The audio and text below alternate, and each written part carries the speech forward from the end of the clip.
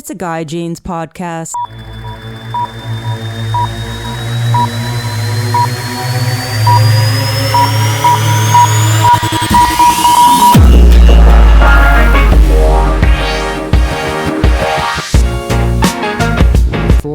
Wait for it. The Bart Hall Show at the Long Beach Convention Center, March 29th to April 2nd.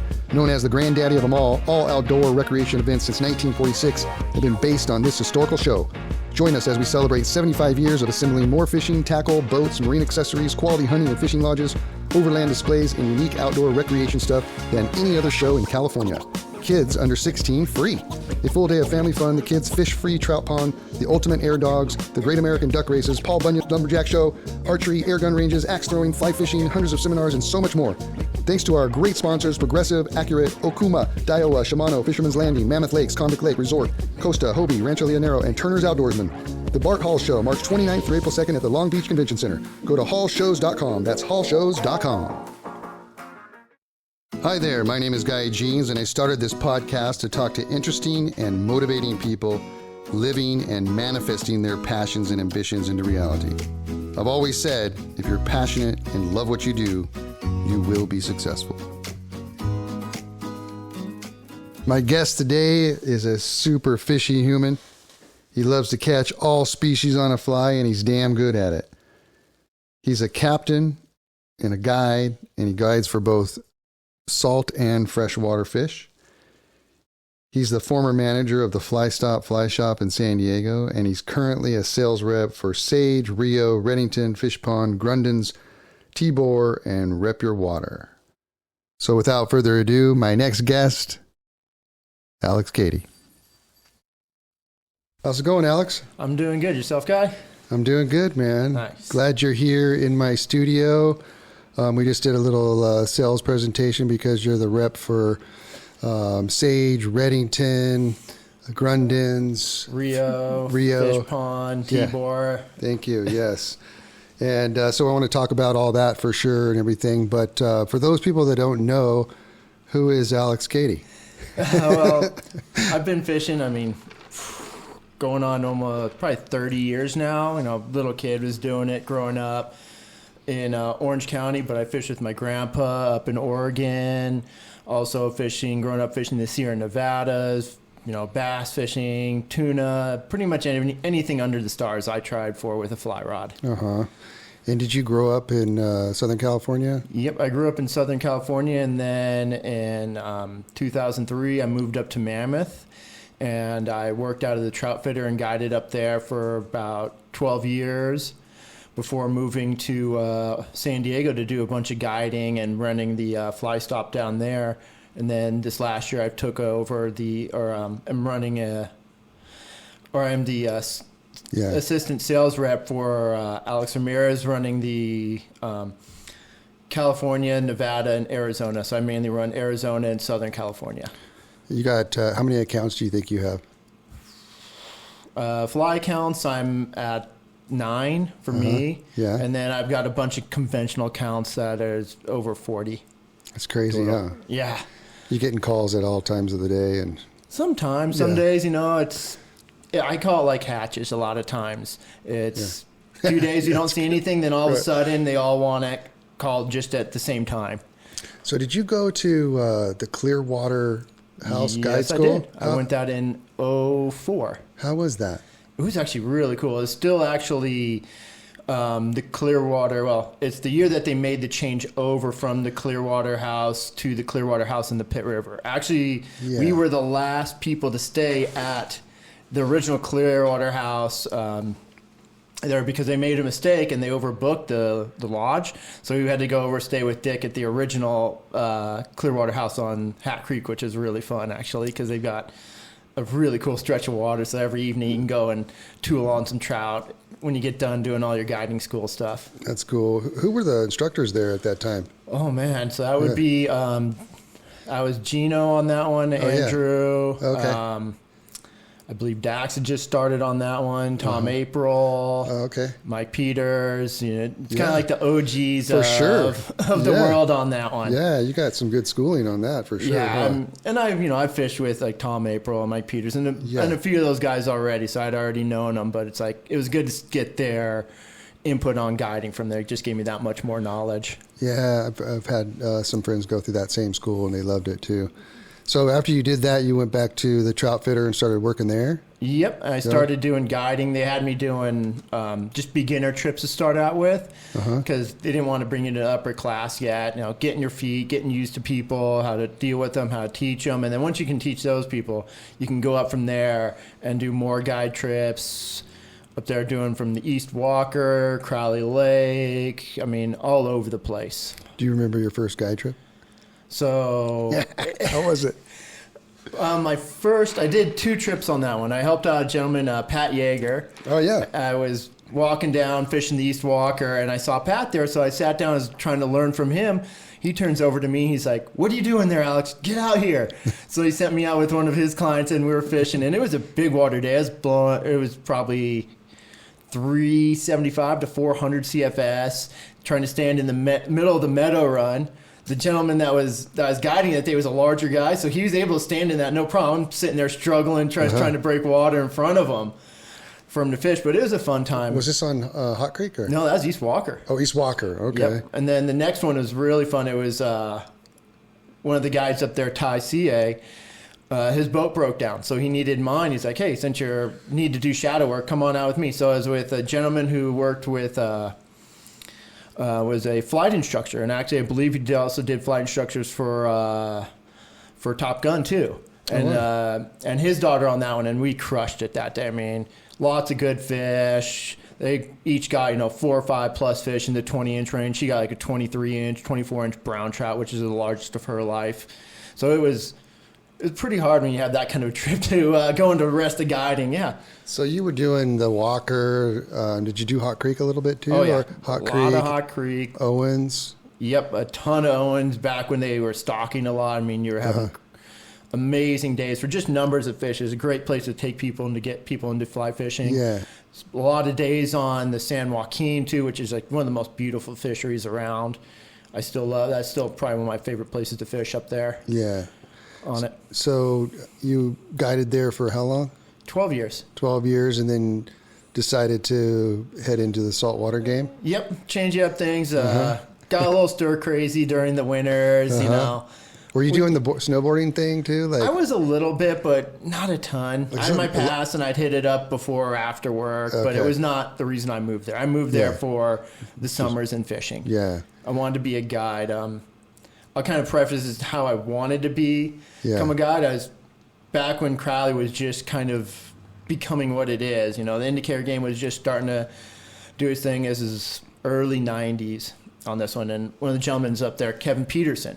Yeah. He has this old aluminum boat with the pulling platform. Everybody that's been fishing the lake will know that lake without even me saying anything else. So we pull out there. It's in my dad's ski boat. We're starting to fish. My dad hops out, goes in his float tube, and he likes pulling streamers all the time. I'm trying to figure out the midge game.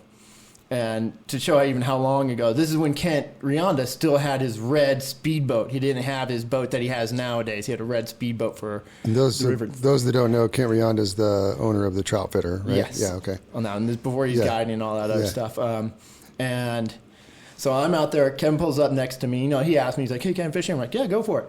And he just starts slaughtering fish next to me. I'm just like, "Oh my gosh, another one." He looks at me, "Hey, kid, cast your line over here." So I threw a line over there. He rigged it up. Take a look at it. Saw it. Boom. First cast out. Just starts slaying fish. I'm like, I want to be like that. Yeah. So that gentleman, and now he's one of my good friends. So it's kind of funny how that all comes around in circle. Well, all those guys that you're talking about, Pat Yeager, Kevin Peterson, Kent Rionda, Thomas April, all those guys are all OGs, man. They're up there now, right? Are they pushing 60s now, maybe? Yeah. Some up there. I mean, those guys are the guys. Those guys have been doing it a long time. Yeah. When you sit there and you see in a guide and on their guidebook it says like 100. Yeah. And you're just like, holy cow, mine's like 10,000. Yeah. You know somebody's been doing it for a while. Yeah. That's it's cool pretty seeing cool. Tom Pepis one. I think his is like number 5 or 6. Wow. I got to see that guy license. That was really cool. Wow, what a trip, man. So tell me about transferring from Mammoth to doing saltwater. Was there a big difference in how you were approaching everything? Of course, I mean, the fish species are different and everything, but how about how the guiding was? And I mean, how was it for you? Not transitioning? too bad, actually. Because I grew up fishing those bays down there and everything else. My uncle had a big boat. He did tuna and everything. So it was just like easy to get back into it. And it was easy to start out with. The biggest change for me is making sure I've got people that know how to cast. Yeah. That's probably the biggest thing I have to teach is where trout fishing, normally you don't have to have the best casters in the world. As long as you can hit 20 or 30 feet, you can get fish real easy. Where out there, I need a lot, be able to cast a lot, and be able to get out 50, 60 feet pretty consistently. Right. So that was probably the biggest transition for me. But the fishing wise and all the other stuff wise, it's what I did growing up. Yeah. And so, what are the species you were guiding for? Man, it's almost easier to say what I didn't. But I do a lot of bay fishing, so your spotted bay bass, sand bass, calico bass, halibut, corvina, croaker species. So cool. Yeah, I mean, we've had days where you get 16 different species in a day. That's so crazy, man. Yeah, those bays are probably the most untouched fisheries in California, especially San Diego Bay, when I can go out there and be like, yeah, it was a tough day. I got 25 fish. Yeah. People are like, what? I'm like, yeah, like 2 weeks ago, we were getting 150 a day. And people are just like, huh? So do you go out there and target one specific species, or are you just kind of going like just some structure and you never know what you're going to get? Yeah, or? there's days where people want like, oh, I want to get halibut today. I want to get corvina, or we want to get, the bonefish that are in there too. Right. And we'll try after them, and you'll almost always will get spotties there. Yeah. I mean, the spotties are always there. It's just... you will change tactics in places to get bigger spotties. You'll fish more hard structure and stuff like that. Where you want numbers, you'll fish your softer bottoms and eelgrass edges. Your halibut, you want good drop-offs on those guys. Your muddy and sandy bottoms and a lot of bait fish. Corvina, you see them blowing up on the top sometimes, highly aggressive. Mm-hmm. Bonefish, shallower water, reed beds in like 4 to 10 feet of water. Sometimes they'll be out in deeper, but... it all changes. It's a forever learning game out there, but normally you can always find the spotties that want to play. Yeah. And you guys, down in the San Diego Bay, you guys would find bonefish, huh? Yeah, there's a Cortez species of bonefish down there. They don't get monstrous. Yeah. They'll get up to like 18 inches is the biggest I've gotten out there, but I've heard guys getting like 21 inches. Are you they sight fishing for them? Not really. I found a couple places where we have found them sight fishing. Oh, yeah. But most of the time they're in deeper water and we kind of key in on them, but we're getting spotties and everything else, and all of a sudden you get one that lights up a little bit, and you're like, oh, whoa, that's something a little different. So talk about the calicos out there. Are you going out of San Diego Bay for those as well, or are you going up a little bit farther north and cruising around the jetties and that sort of thing? What are you doing for those? Okay, so it's two kind of different fisheries. Actually, it's almost 3 different fisheries for calico fishing. Yeah. So like where the San Diego Bay area is, most of the time we will be fishing. You have the Zuniga Jetty, which fishes similar to the Long Beach breakwall up out of the LA, Newport area, LA, Orange County area. Yeah. But mainly you're fishing a lot of kelp forests out there. Fishing like 50, 60 feet of water, these kelp edges, looking for life and bait fish and the right conditions out there. And then you have your other fisheries up north, the breakwall, and that's harder structure on that one. So we're fishing usually like 50 feet of water, but we're casting to hard structure because it drops off really quickly. I mean, it drops off like 5 to 8 feet per 2 feet. So if you cast, or it's like 2 feet away from the wall, it's like 5, 6 feet deep. Yeah. 4 feet away from it, it's like 10 feet deep. Right. And that's where those fish really hang. And then you have your island fishing, which are fishing right up against the shore. Those rocks. Fishing the rocks, where you can be in 50 feet of water, or you can be sitting in like 5, 6 feet of water at times. So it's a bunch of different fisheries that you can fish for the calico bass in. Those calico bass, it really interests me, man. I mean, I was talking to a friend of mine, and he was talking about how, a 4-pound fish is an old fish. Yeah. And just how old they are for, how big they are is pretty amazing. Yeah, it's a slow-growing fish. I mean, a lot of the guys that conventionally fish for them, they have a saying that says slow to grow, so let them go. Nice. On that one. So we get, it's actually kind of looked down upon when you get 5, 6, 7 pounders and you keep one. It's kind of like, really? Like, you really kept that? Old. Yeah, that thing's been around. We'd rather keep the your smaller, your 15, 16, 17, 18-inch fish. Right. It would be your better eating fish. Mm-hmm. We want those big guys because that fish at 6, 7, 8 pounds could be 25 plus years old. That's crazy. On that. Yeah. I mean, and they're just mean little buggers too. They're so fun to catch. I love catching them. So what type of flies are you using for those calicos? Do you have a special fly that you tie that you've done, or do you have specific flies that you use? It's a lot of offshoots with like the Calico Syndicate guys use. Bill Calhoun, Dave Matthews, Vaughn Podmore, Dave Valadez. Sculpin head, heavy flies. Yeah. I tend to like tan and oranges are my go-to color on that. And then I will fish, conventional colors on that one. Your lighter colors, your bait fish colors, your olives, your bluebacks, stuff like that. But mainly it's your oranges, an orange base, orange and brown, orange and tan, orange and black, orange and olive. They really tend to like that orange, in my opinion. And the tail has got to be, it's a heavy fly in the head. Yeah. So you're casting against the structure, it drops straight down basically, right? Yes. Or kind of at an angle. Yes, at times. Yeah. At times. But there's other times where you need to change it up where they want a horizontal or they want a vertical presentation. Oh, yeah? Okay. So I'll fish a lot of game changer style flies or even double bunny styles without any weight because they want that to hover right there in front of their face at times. So that's probably one thing I fish a lot more than some of the other guys is completely unweighted flies. Were you talking earlier about using a bobber? We're doing Talk about that. Saltwater nymphing out there. So we're taking I need to get heavier rods. I should get some 7s and 8 weights and that for doing these. Our biggest problem is getting the right jig hooks that can stand up to these fish.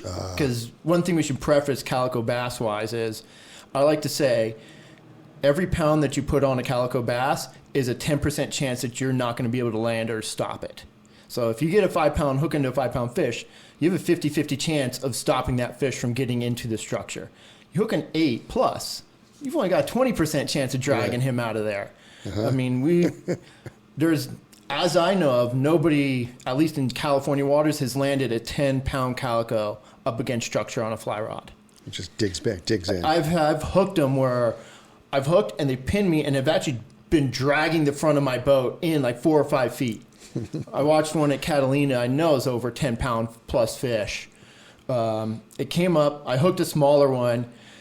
And out of nowhere, as I'm fighting this small one, I'm completely bent over, pulling as hard as I can to drag him out of the kelp. This missile that looked like a submarine T-boned this poor calico. This other calico is 2 or 3 pounds, which wasn't a bad fish. Yeah. And it looked like a train hitting a cart, folded in half. The fly came out, and I came off balance. And by the time I got reset, the fish had already eaten my fly and was heading the other direction. I wasn't able to get my arm up before it pinned me and had me up against the side of my boat and just dragged the front of my nose boat into about 5 feet so it could get back into the kelp, and I couldn't get it out of there. Wow. So that was another calico? Yeah. Eating that one? It tried to eat it, yeah, and then my fly came undone from it. Okay. That's how aggressive they can be at times. Is they will hit the other fish to get the fly out of that so it can eat whatever it's eating on that one. Unlike trout, where trout, you hook one, everybody goes, run away. Yeah. Calico goes, what am I missing out on? Yeah. I want a part of that. Right. That's actually how you hook your bigger fish. Listening and talking to some of the other calico guys, conventional guys that want to avoid hooking small calicos, they will start to get fish follow them, and they'll reel them by them, and they'll get away, and then all of a sudden they'll see a big one come out of the bottom, and then they'll drop it and have a big guy eat it. Oh, okay. That's a lot of the competition guys do that. It's really cool. And that's more island fishing than we do. That's what we do at the islands or at kelp lines where you can actually kind of see and fishing higher in the water column compared to the harder structure, your jetties and stuff like that, where we fish normally down deeper because they like hiding in those rocks more. What's a good tide? Honestly, tide moving. For me, moving. I tend to like at least 3 feet of tide, more like 4 or 5.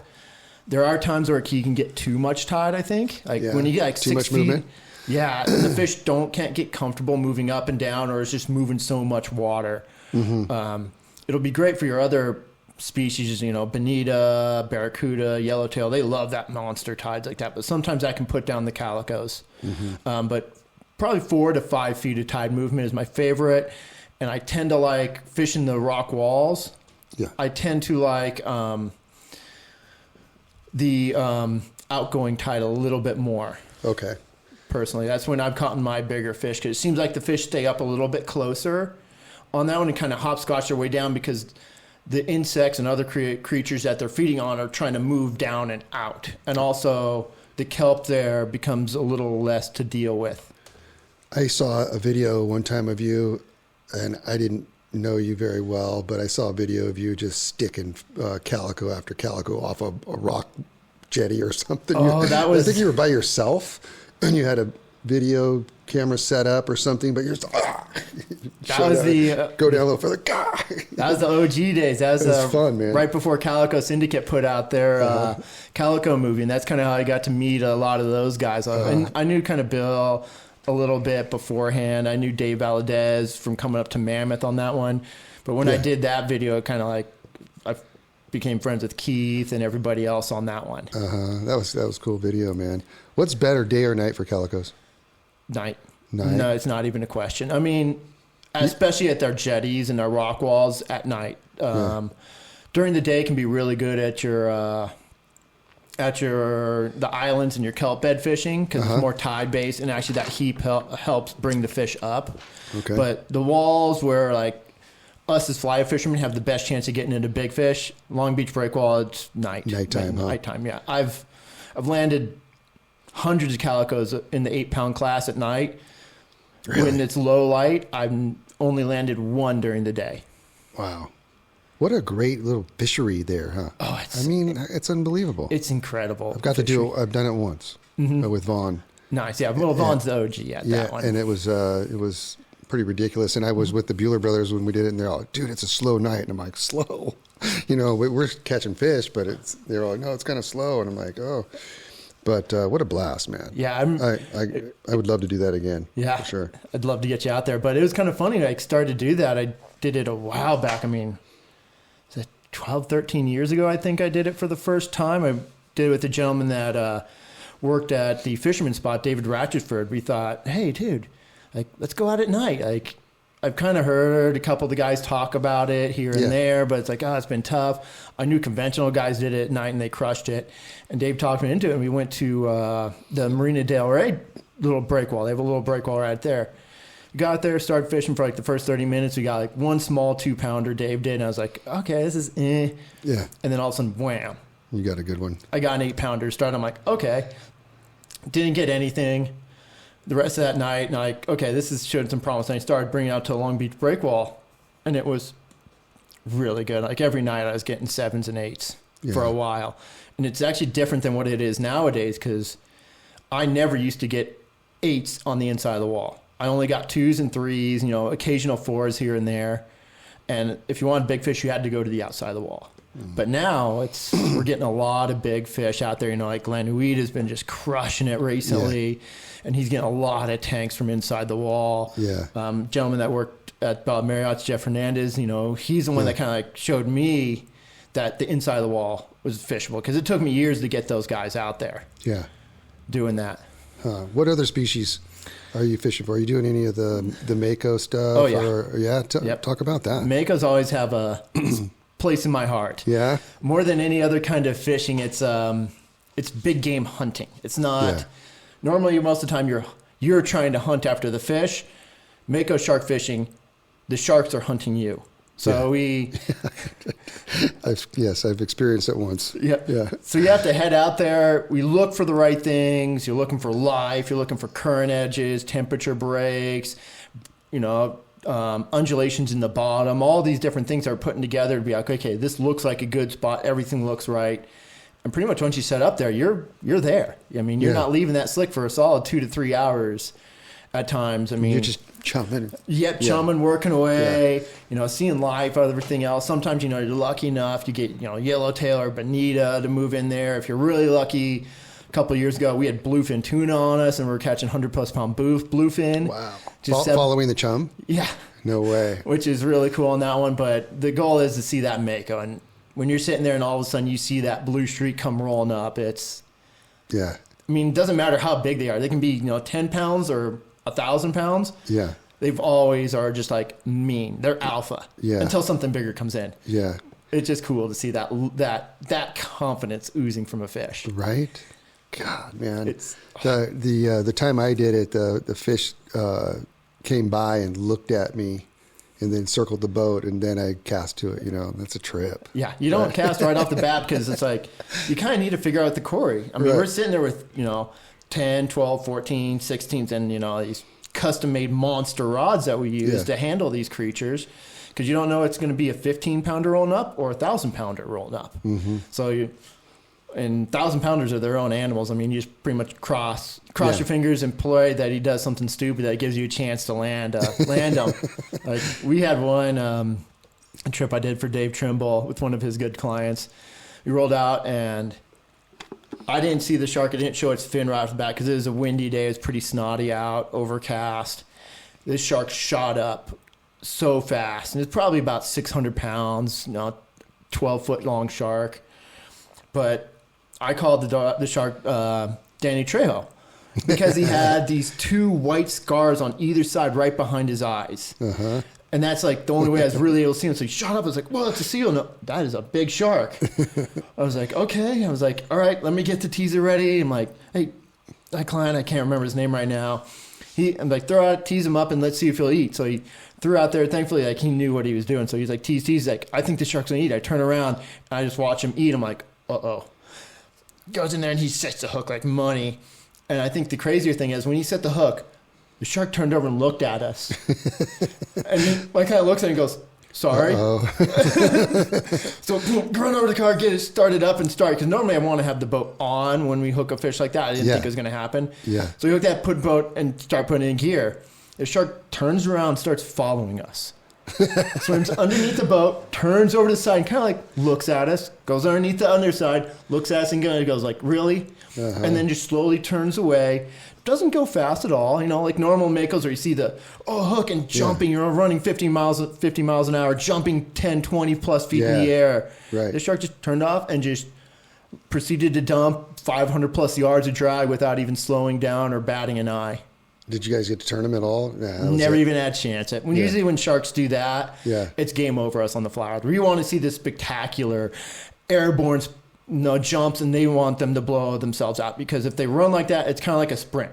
They blow themselves out, we can get on top of them and have a chance of landing them, in a decent amount of time. When they sink down and they just go down to the bottom, you ain't moving that thing at all. We're hilariously outgunned. I mean, even our heaviest fly rods are maybe the equivalent of a 30-pound outfit.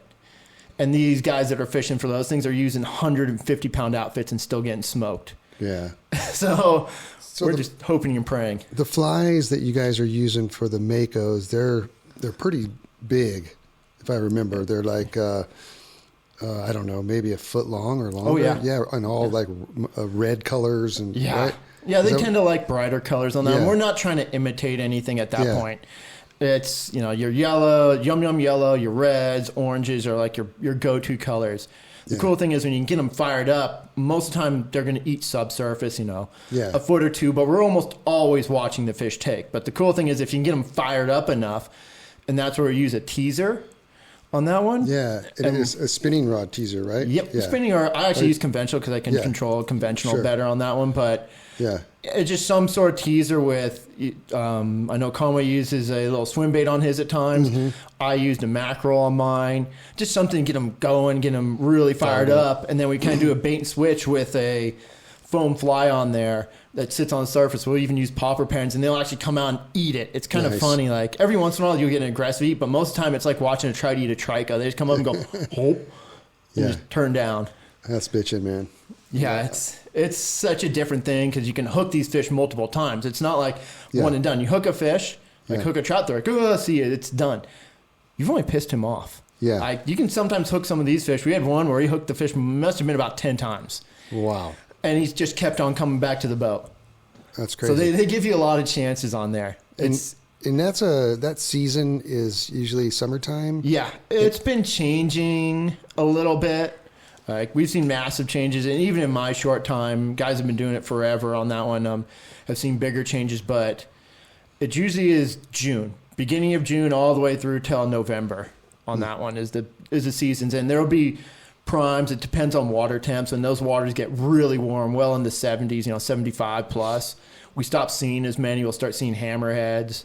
But we also get a lot of tuna and other stuff too. What are the hammerheads like? Have you caught any on they're gnarly. Yeah, they're way stronger than a mako. Yeah. On that thing. They're drag busters. Yeah. On that thing. And they're normally anywhere between about 150 on the small side to about 500-600.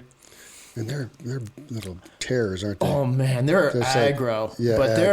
But they're very finicky at times too, because their whole bonnet on there and ampullae of Lorenzini, they can sense anything. So they'll come running in real hot, and then all of a sudden they sense something from the boat, and they're like 100 feet out, and they go, "No, I'm over it."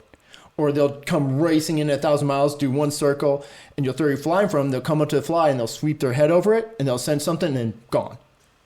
And you're like, what the heck? Yeah. They're very all over the place. So it's like usually when you got into hammer time, it was like, when you got one, it was like, yeah, we got one. We scored.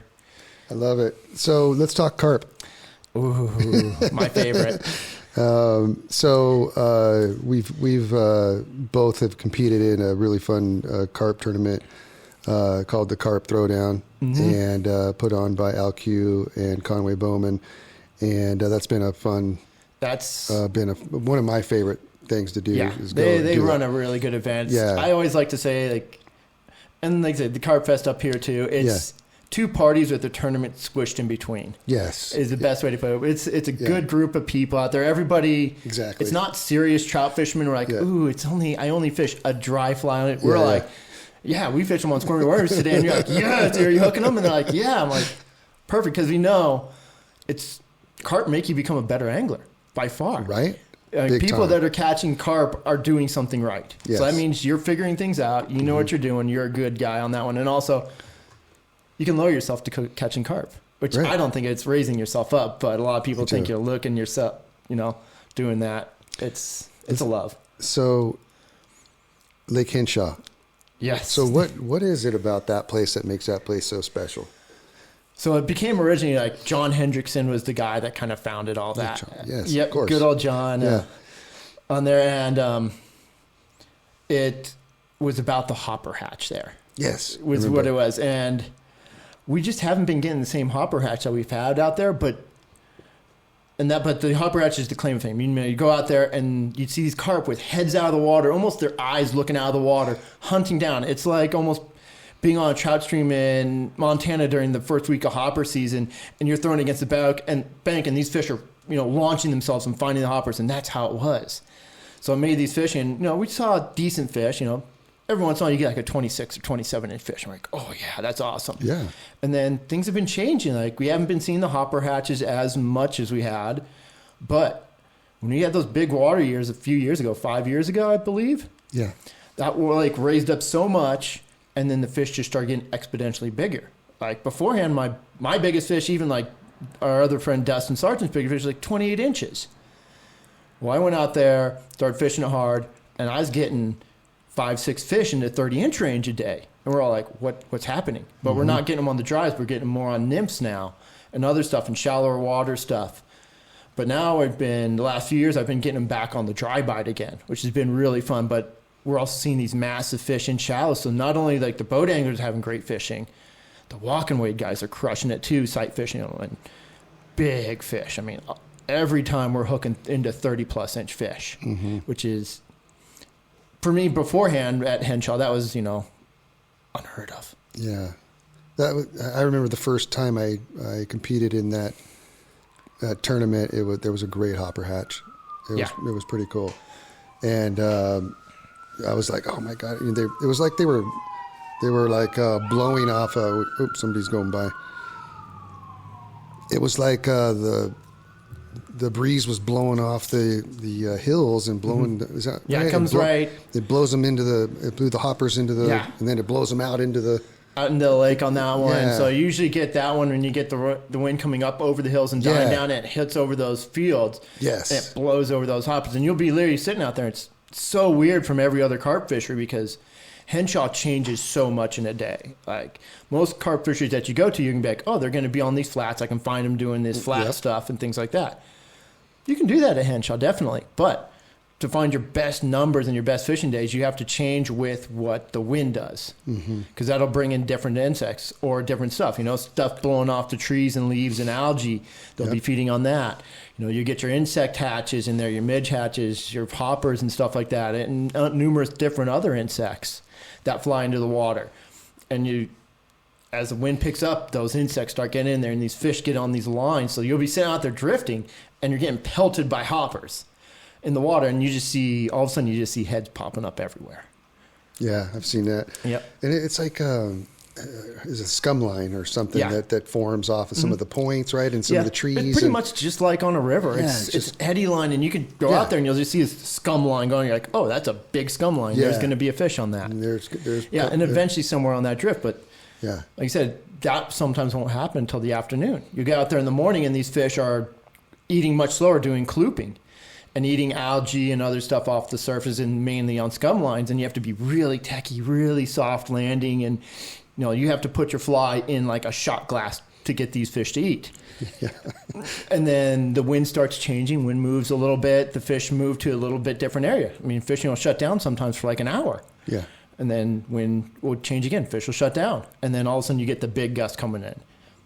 And then that's when you're hunting that dry fly bite. And these fish are just literally moving. Then they'll move, 2 feet, 3 feet out of the way to eat flies. I mean, it's pretty incredible to see carp turn like that. And that's the big part, is when those fish go like that, they act like nothing. No carp ever. I mean, you can have 50 fish, 60 fish days out there. Have you seen a carp fishery better than that? Like as far as like top water stuff or? Not too much. Yeah. I know you talked with Chris Rich a little while ago. Yeah. We found a little carp fishery up there that was pretty unique. Oh, okay, cool. Not very big fish in there, up to about 20-inch fish. Mm-hmm. But a bunch of klooping fish, just like henshaw on that one. But I actually got outside of that, and I was like, I want to check out other stuff. I've done the klooping stuff. These fish aren't quite into the size range that I've wanted to, but I'm noticing other fish around here I want to explore. So I went out, checked out a bunch of areas. As coming back, I was able to get up higher on my my bigger pontoon boat, or my float tube on that one, and stand up and look. And I was watching, and I see a little school of shad moving by, and I see a carp moving. I'm like, what's he going to do? Like, he wasn't actively hunting him down, but he saw the school about 2 feet away. All of a sudden, this guy picked up steam and kicked and blew up onto it like a bass. I was like, what the heck just happened right there? That's insane. That's the most aggressive carp take I've ever seen. Okay, so I see him. I throw over by him, and I switched over to a little nymph that looked like a little shad. 2 strips. This thing shot at it like a bass. I was like, oh, this looks fun. Mm-hmm. So that's for the next 2 hours, I proceeded to chase shad balls around and getting carp like that. So tell me your idea of like what you're thinking about a carp comp. So I've had this plan a little while ago before COVID kind of closed everything down, but I really want to get the carp comp circuit going. Yeah. So I want to involve, multiple tournaments. Right now, ideally, get Carp Fest hopefully come along, get the Throwdown hopefully if it comes along, or whatever tournament happens at Henshaw on that one. Yeah. And then also the guys at AZ, they run their carp rally. So I want, just like bass fishermen have a tournament, I want to have us to have an overall to show, who's the best carp fish. Because you've got 3 pretty different fisheries right here. I mean, Isabella, your Clearwater, a little bit more stealth on that one. Yeah. Then you have Henshaw, where you need to be accurate. You need to kind of be on your game. And then dealing with the canals and being able to be mobile up at AZ and having shots at like 20, 30 pound plus grass carp up there in these canals. That sounds fun too. I mean, and to have all these places within, 6 hours of each other. Right. On it. Yeah. So you're talking about AZ Fly Shop in Arizona. The owner, Chris Rich, who I've had on the podcast. He wants to be involved with the carp competition. So this carp comp, we're kind of waiting to see if they're going to actually do the carp throwdown, the carp throwdown. Yep. Hopefully it comes to, there'll be some tournament out there. Yeah. On that one. Yeah, and if you guys listening, if you've never done either one of the Carp Fest or Carp Throwdown, you've got to go check it out. It's a lot of fun. It's really a big party with a bunch of carp fly fishermen, and the fishing's usually pretty darn good. There's been a couple of years where it was kind of like, because it was cold and whatnot. But for most part, all the years have been pretty. Yeah, I think fantastic. Yeah, like where you guys have like the Carp Fest up here, you guys have a really good walk and wade fishery here. Yeah. Henshaw has not had that for years. I mean, originally it did have a pretty good walk and wade fishery, and then it went through a little recession of that. But now the walk and wade fishing there is epic right now. And I think if we got a tournament out there, you'd see numbers like you've never seen from Henshaw. So the water must be way up then, huh? It's way down? I mean, it got way up. It got up to, because Henshaw was one of the biggest water impoundments in Southern California. I mean, it's massive. Yeah. Right now, it's at like 5% of normal. And it's not going to get up above 20% because there's supposedly a crack in there. So they don't want to raise it above that. But a while ago, it got up to about 15%, which was really cool to see. It flooded up a bunch of trees. But I don't know what triggered it in that lake or what happened or what changed. But something changed in that lake, and we're seeing bigger fish than we've ever had. And like I said, we're seeing better walk and wade fishing than we've ever seen before. Oh, that sounds fun. I mean, there'd be a good chance if there's people out there, you're going to see, 5 fish being put in and all 5 fish being over 30-inch fish. Sounds awesome. Which is... Are you cool to talk about the Colorado River and Yuma and all that? Yeah. Can you talk a little bit about that and the fishing down there? That's another really place of interest for me, because I love fishing, around the Laughlin area for bass and striper and stuff like that. But I haven't been downstream. And you've been talking to me about fishing down there and stuff. So could you talk a little bit about that? I mean, it is just a endless maze of fishing down there, and a bunch of different stuff, from canals for doing carp and bass fishing where you don't even need a boat to go do it, to some of these larger lagoons, Senator Wash, Ferguson Lake, Lake Martinez, where you can have, your own boat, or you can float tube, or you can kayak fish it. It's just starting to get into its good fishing prime too. So when fishing's slow other places, you can go out there and it's, 70, 80 degrees during the day and do really well bass fishing out there. Carp fishing, I mean, so sweet. Smallmouth in places, a bunch of different just so many different things you can do up there. Yeah. On that one. And there are conventional guys that tap it on. Guys that kind of showed me that live down in San Diego, Ryan Favorite, and a few other guys out there. Yeah. My buddy Steve and Terry that showed me up in the Blythe area. But I really tend to like that the Yuma area a little bit more, because of you have so many canals down there too that you can do carp fishing, grass carp, smallmouth bass, bluegill, all that other stuff. That's what kind of makes it a lot of fun. Okay. Very cool. And a lot of publicly accessible water out there too. Lots of it.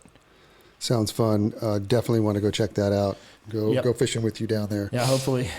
Well, Alex, thank you so much for stopping by, my friend. It was my pleasure. It was a great time. I've been talking about having you on my podcast for a while, and I'm glad you stopped by. We got more to talk about, I'm sure. Oh, definitely. We just scratched the surface. So next time you come up, we'll sit back down. Definitely sounds good. All right, buddy. Well, thanks, man. We'll talk again. And for all you guys listening out there, thanks a lot for listening. We'll catch you next time.